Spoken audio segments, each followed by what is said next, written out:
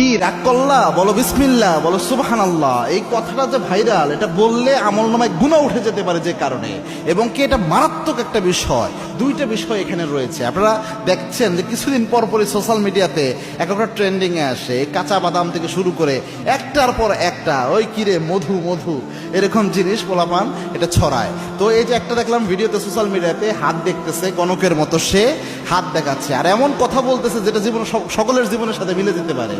আর দেখার পরে বলতেছে যে ঠিক কি না। ওই ছেলে বলতেছে ঠিক। কি রাগ করলা, কয় না।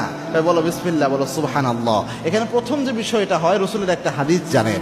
আল্লাহর হাবিব সাল্লাল্লাহু আলাইহি ওয়াসাল্লাম জানিয়েছেন, আবু হুরায়রার বর্ণনা, মান আতা কাহিনান, কোন ব্যক্তি যদি গণকের কাছে যায়, গণকের কাছে যে হাত দেখায়, আল্লাহর হাবিব জানিয়েছেন যাওয়ার সাথে সাথে 40 দিনের আমল বাতিল হয়। আরেক বর্ণনায় এসেছে, আল্লাহর হাবিব বলেছেন রসুলের উপর যা নাজিল হয়েছে সবকিছু অস্বীকার করার গুনাহ আল্লাহ। কি রাগ করলা, বলো বিসমিল্লাহ, বলো সুবহানাল্লাহ। এই কথাটা যে ভাইরাল, এটা বললে আমলনামায় গুনাহ উঠে যেতে পারে যে কারণে, এবং কি এটা মারাত্মক একটা বিষয়। দুইটা বিষয় এখানে রয়েছে। আপনারা দেখছেন যে কিছুদিন পর পরই সোশ্যাল মিডিয়াতে একটা ট্রেন্ডিং এ আসে, কাঁচা বাদাম থেকে শুরু করে একটার পর একটা ওই কিরে মধু মধু এরকম জিনিস পোলাপান এটা ছড়ায়। তো এই যে একটা দেখলাম ভিডিওতে সোশ্যাল মিডিয়াতে, হাত দেখতেছে গণকের মতো, সে হাত দেখাচ্ছে আর এমন কথা বলতেছে যেটা জীবন সকলের জীবনের সাথে মিলে যেতে পারে।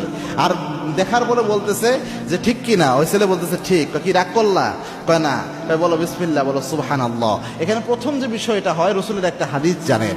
আল্লাহর হাবিব সাল্লাল্লাহু আলাইহি ওয়াসাল্লাম জানিয়েছেন, আবু হুরায়রার বর্ণনা, মান আতা কাহিনান, কোন ব্যক্তি যদি গণকের কাছে যায়, গণকের কাছে যে হাত দেখায়, আল্লাহর হাবিব জানিয়েছেন যাওয়ার সাথে সাথে 40 দিনের আমল বাতিল হয়।